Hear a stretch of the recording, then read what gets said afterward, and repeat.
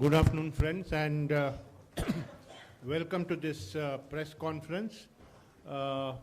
We apologize for the slight delay. The minister was not able to reach here because of unavoidable circumstances. The Ministry of Food Processing Industries has finalized an important project. We have with us the Honorable Minister, who will brief you on this important initiative. I extend a warm welcome to you, ma'am. I also welcome Secretary Food Processing Industries, Shri Avinash Srivastavji, Special Secretary Shri Jagdish Prasad Meena. Yeah, and sorry, I also welcome Anuradha Prasadji. Okay. Friends, first the Honorable Minister will make brief remarks. Then afterwards, as usual, we will take some questions from you. Please follow the points of order before you ask your questions. Yeah. Over to the Honorable Minister. Very good afternoon, ladies and gentlemen. My apologies once again for being held up and arriving a little late. We hold this press conference at the backdrop of yet another good announcement for the food processing sector. The ministry is today sanctioning 101 new cold chain projects. As you know that wastages in our country are very high because of the lack of cold storage facilities. We often read in the newspapers and see on television about farmers throwing their produce on the roads or hearing about vegetables and fruits rotting. And whenever this happens, the next step is that the prices spiral up because of the lack of availability of those very many things. And often the onions bring tears to our eyes and tomatoes make the governments fall. So in this whole scenario, we see that one of the major reasons for rotting and wastage is the lack of infrastructure of cold chain. So I'm happy to announce these 101 cold chains which are going to be sanctioned and uploaded today across the country. And these are going to create cold chain facilities to almost 2.76 metric tons of capacity. 2.76 lakh metric tons. As you know that the horticulture produce in our country is almost 283 million metric tons. And we have only 31 million metric ton of cold storage in our country. And which is, say, about 6% of the total amount which is required, whereas other countries have almost 80-85% of the required amount. And only 10%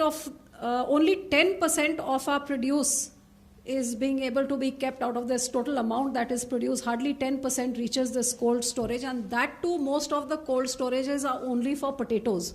80-90% is only for potatoes. So you can imagine the rest of the fruits and vegetables which are rotting. We had a study done by CIFET in my ministry, which shows by the wholesale prices of 2014, our wastages due to this rotting is almost 92,000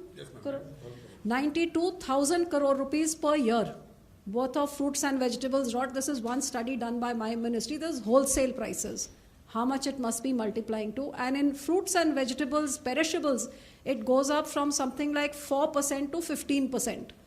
So you can imagine the importance of creating infrastructure to stop this wastage in a country which is growing, the population is growing, the demand is growing, the farmers are producing it, and yet it is getting wasted. So in the backdrop of this, I think the announcement of this, of these 101 cold chains is a very positive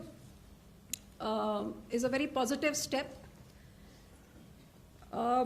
These 101 cold chains will bring in leverage a total of almost 3,100 crores, 3,100 crores of investment will come in due to this.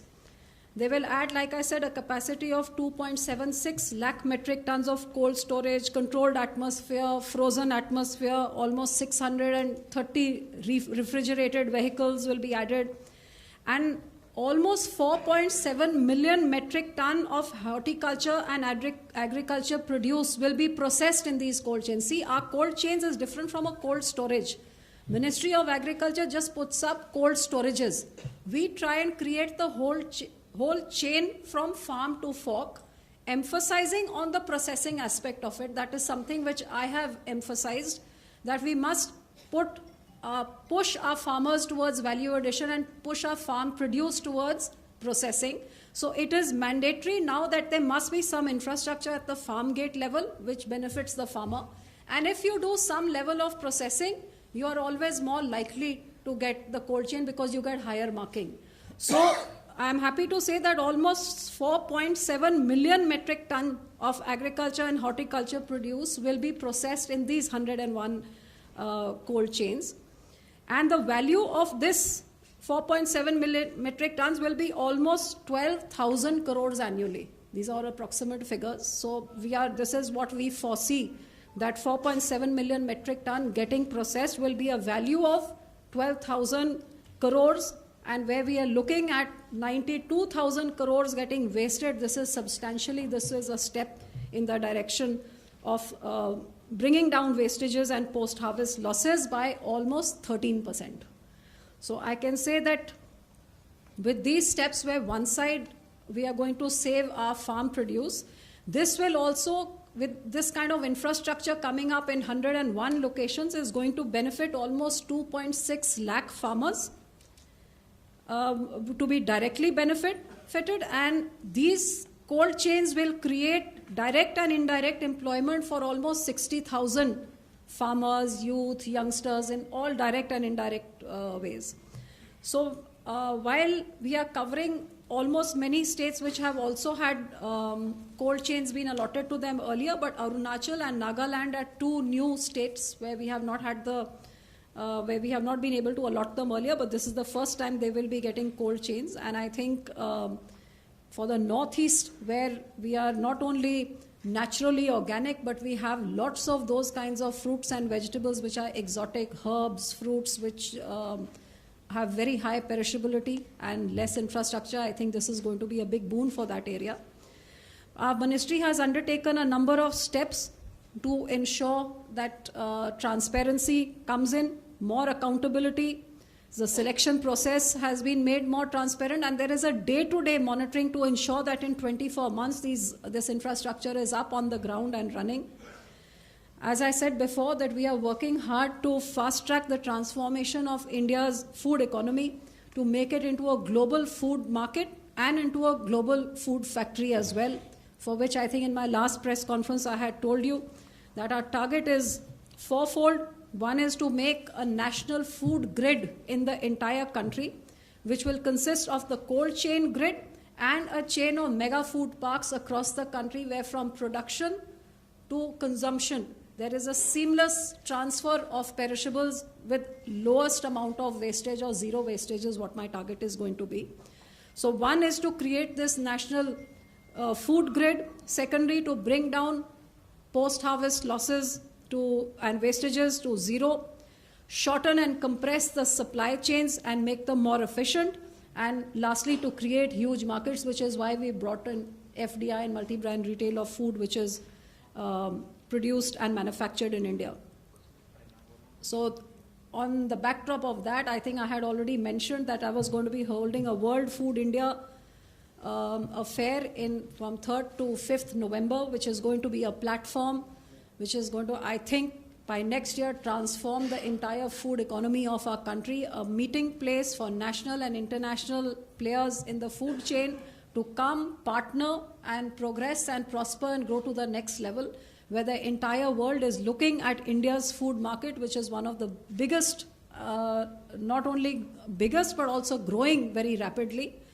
And food plays a very important role in our retail sector, which is almost $600 billion US, and 70% of that is food, set to treble in the next 3 years, in the next 5 years. So that's the kind of growth that we have, and you can imagine the interest that growth is creating.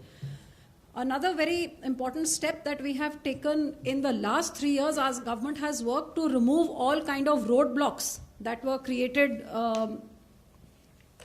which were a hindrance to the growth of the food processing sector. Number one was Food Safety Standard Authority of India, which had wanted a product by product approval. I'm happy to say that we worked with them closely for 2 years. That product by product approval thing has been removed.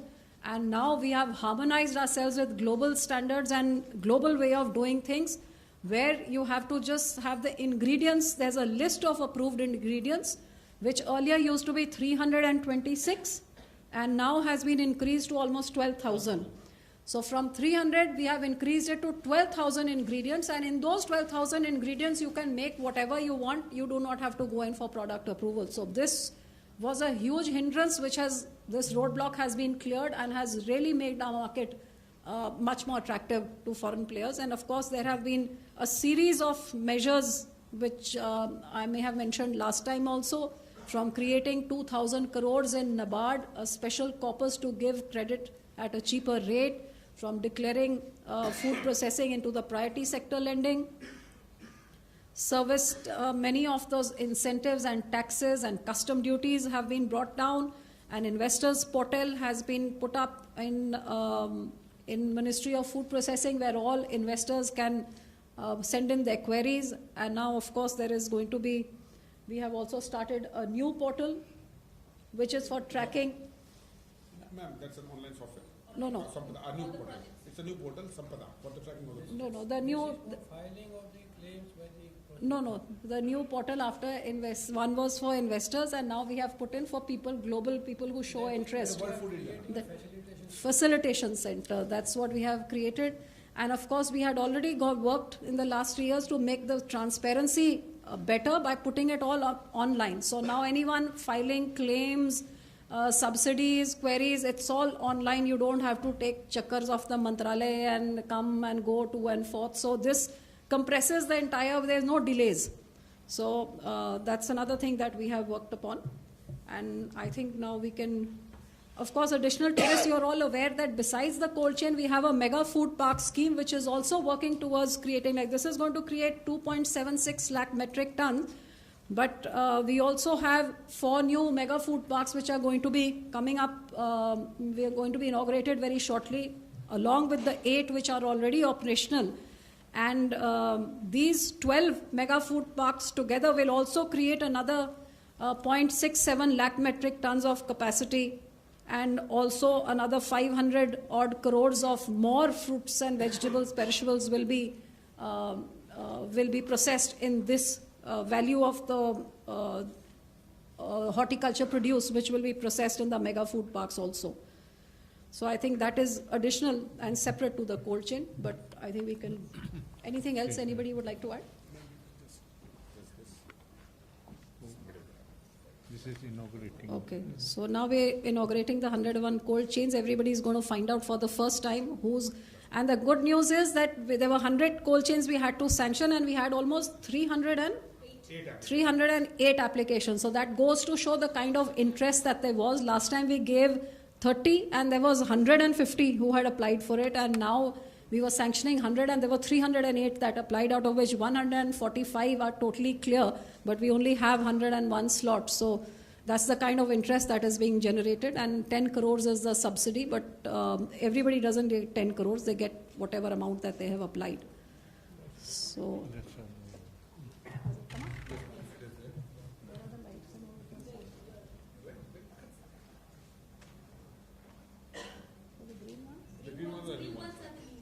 okay, so the red ones are the ones which are already existing, some which are done and some which are ongoing, and the green are all the ones which are the new ones which have been sanctioned.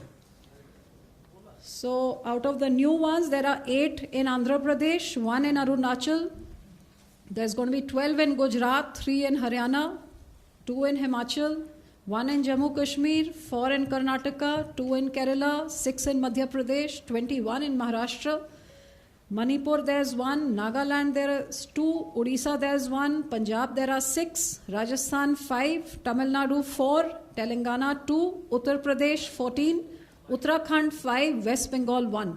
So those are all the green ones that you see.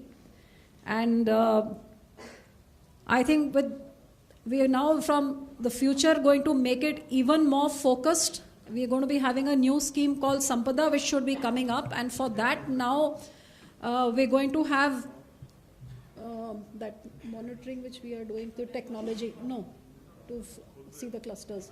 Yes, ma'am. Yes, ma'am. We have already sanctioned a project for a pilot project. But apart from that, we have developed maps for the agro clusters. Yeah. So we are going to, through technology, now we are going to map the clusters in our country of agro produce, where there is a cluster and where there is a lack of infrastructure. And then there will not just be advertisements coming out that you can apply for cold chain. It is going to be specifically for that district and that area.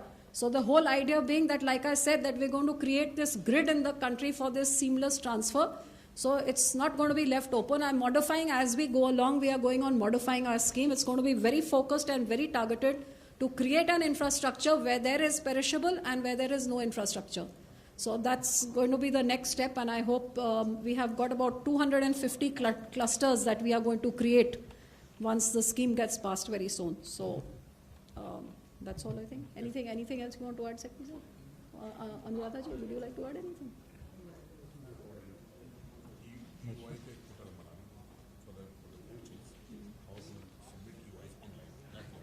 I think soon our next meeting is going to be, I'm going to get these 100 people who have been allotted these cold chains, as well as the 30 which some have completed and some have not. So there is an interaction of minds to see where the shortcomings are and where the gaps are and how we can compress the timelines and the gaps even further.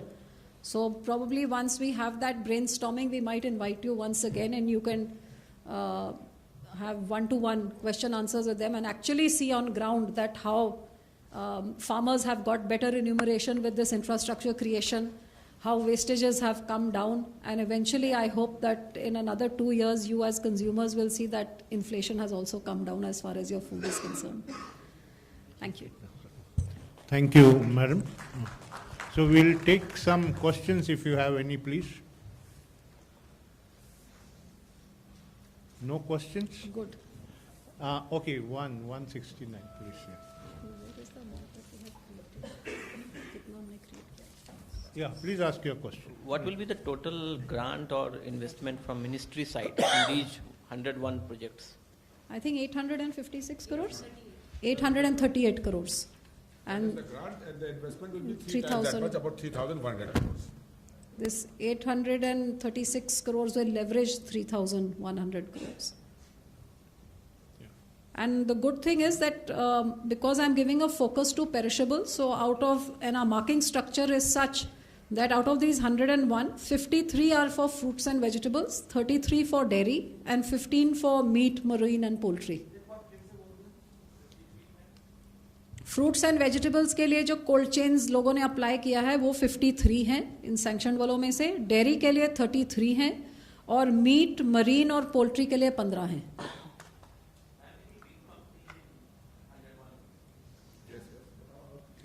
There are lots of big companies. There is Big Basket which has applied, which is the e-retailer. GMR is not in the list of, they could not make it on the marks on the top ones. But Bamalori is there, Haldiram is there, one of the biggest exporters of marine produce, Falcon Marine from Odisha, they are there. Then the cooperatives, dairy cooperatives, Banaskantha and Sabarkantha, the part of the GCMMF Amul group, they are also there. So there are lots of big players, small entrepreneurs also, a mix of big and small. The list will be on the ministry's portal in a short while. I'm always partial towards the farmers and the small people who are trying to move to the next step. But we have a very transparent system. So whoever manages to meet, if it's a big basket, there's also GMR who has applied. They have not managed to get the numbers, but they're going to create a huge infrastructure at Mumbai, Hyderabad port. So. But they're probably not meeting it unless there are some cancellations in this, then maybe they might be able to make it. Because we have got, I think, about 5 people who have got same marks right where the cutoff is. So Yeah. a lot of competition. What is the timeline that has been decided for these projects? Any timeline? We give them 24 months. 24. It's been now reduced to 18. Reduced. I won't give you any extensions. If you're making me say 18 here, then don't ask me for extension.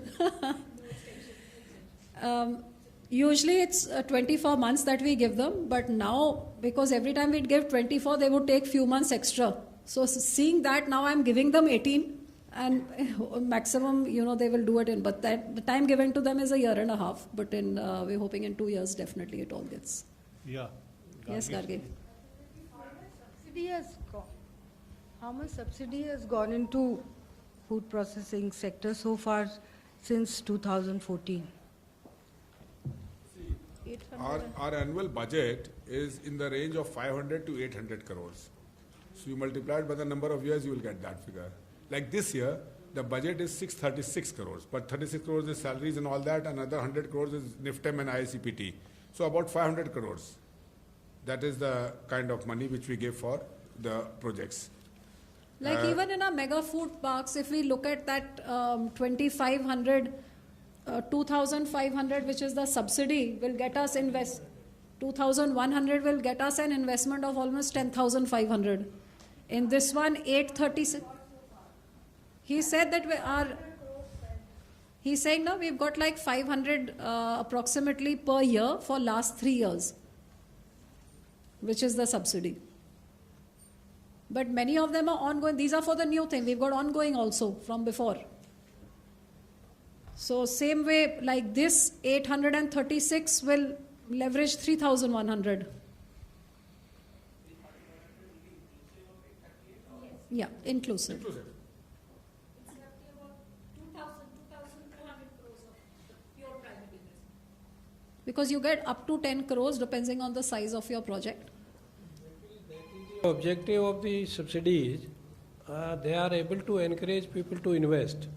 So we are only giving about 800 crores, but then it's bringing more than 3,000 crores into the system. So that is the objective which is being served very well. And why this is important is because you must realize that this is a very seasonal industry. If whether it's anything that you're processing, it only comes for a certain season. But that entire infrastructure, the labor, the bijli, the pani, that whole cost is for the entire year, but the unit will only run while that season runs. So because being so capital intensive, that's why our processing levels are only at 10%. And so to encourage it more, because wastages are very high, which is why the government is trying to create this environment by giving this subsidy to give it a push and a impetus. So we are focusing on that. And World Food Fair is going to be attracting a lot of foreign investment in this sector as well. Yeah, please. In fact, I have two questions. One question is, you said you'll be giving 24 months time maximum, 18 months plus extension. After 24 months, are you going to put some penalty clause? Yeah. That's one. After And second is, Captain Amrinder Singh has been talking about farm loan waivers. And we have heard Arun So Jaitley can ji we- saying in Rajya Sabha. So what is going to happen to this particular? So I think you can come and ask me about Captain Amrinder Singh on the side. I'll be very happy to answer that extensively. But as far as penalty is concerned, that's one of the first things I did when I took over in 2014, that it's not going to be that scheme comes in 2008 and in 24 months till 2014, nothing is off the ground. So straight away I changed the guidelines, and every time you're late, the penalty clock starts ticking, and that gets deducted from your grant. In our guidelines, in our revised guidelines, which we have finalized just before the floating of this EOI in August 2016, it is specifically mentioned, in case of non-adherence to timeline of a particular installment due to the project, a penalty amounting to 1% of quantum of installment due for release will be imposed for each month's delay beyond the stipulated timeline. Maximum amount of penalty will be 5%. So 1% starts every month you're late, your grant goes down by 1%. So there is, if they don't want to lose their grant, they better perform and work faster. And also you must know, in our case, they get the grant after they have put the investment on the ground. They have to spend their own money and disperse their bank loan. When they do that, then they get the proportionate amount from Amritsar. So there's always a check that they're not just taking money from the ministry and using it and then taking more and then putting it up. They have to put their own money. Once we see it's up, then they get the subsidy. Then they do go to installment number 2 and number 3. Yeah, that's Have plans to further up these numbers from 101, or And Please speak into the mic, please. Speak Hello. up. Yeah. Do you have plans to further up these numbers? We have been sanctioned 150 cold chain projects, out of which this 101 is the first that we have sanctioned. About 50 more will be coming, we will be sanctioning. Okay.